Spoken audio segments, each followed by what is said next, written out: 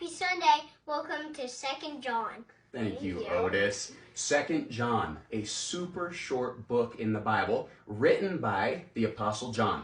The Apostle John also wrote the book of John, right? The entire gospel. And then he wrote 1 John, 2 John, 3 John, and Revelation. So this is the Apostle John, not to be mistaken for John the Baptist. John the Baptist was cousins with Jesus. John the Apostle is also believed to be cousins of Jesus. His father Zebedee, his mother Salome. Salome was believed to have been sisters of Mary, Jesus' mother. So they were cousins. John the Apostle was the youngest of all of the apostles, and he lived longer than any of the apostles. He was the only apostle not to be killed for being a martyr. A martyr is somebody that goes out and boldly professes their faith. He was the only one not to be killed for that. So John is writing this sometime probably between 90 and 100 AD. Now, he's writing it to believers. He addresses it right out of the gate to who? To an elect lady and her children.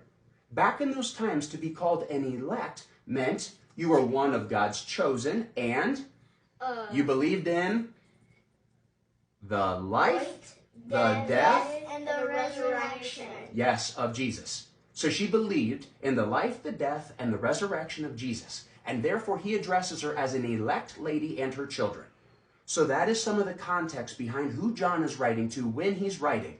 Now, he's in his 90s. He wants to make sure that when he breathes his last, that the church is still built around the cornerstone, is still built on solid ground, that they know how to identify truth from lies. And that's this whole entire letter. It's that we live in a world with false teachings all around us. You have to be able to decipher, to separate truth from lies. So where do we go to find the truth? To the Bible. The Bible. We are tasked with equipping ourselves with knowledge so that we can identify truth and separate it from lies. We live in a world filled with lies.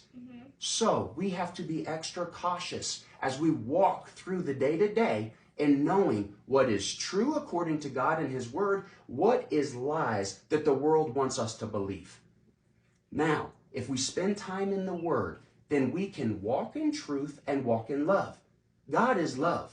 So we are still to surround ourselves with others, making them aware of the gospel, telling them all about Jesus. We are to love on them, meet them in their place, lock arms with them, and walk forward with them in the light.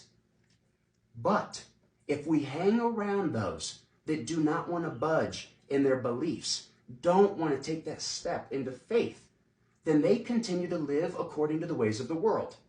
And if that is what we surround ourselves with, we have to be very careful because it'll start to rub off on us. We become who we surround ourselves with. Now, if we are always surrounded by lies, at what point do we kind of lose sight of what is true from what is not true? There's the fine line, and that's what John wants to warn. Go love on everybody, but don't lose sight of the truth. Walk in truth and walk in love so that you can honor God and so that you can fulfill your purpose, your calling, your mission here on earth. Next week, we already jump to the third epistle, 3 John, and it's another short one. And we'll understand better all about who John is, what he's trying to teach, so that we can stay true to our faith and put a big smile on God's face.